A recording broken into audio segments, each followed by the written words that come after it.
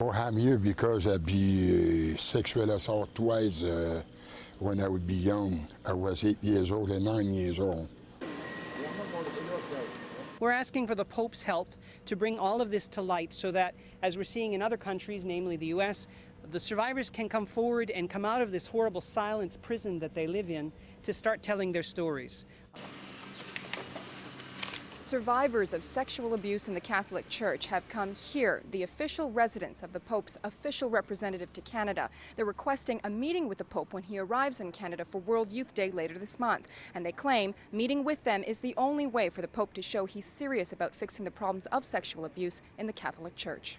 The bishops in Canada, in both language groups, have been treating many survivors with utter contempt and hatred. They have been asking or forcing survivors to keep silence. They've been paying bribes to keep them silent, to keep this issue covered up. The notion of cover-up is simply not true.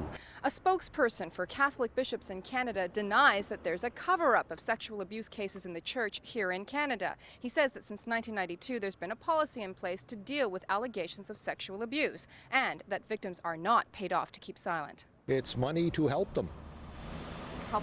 Help them receive the proper counseling.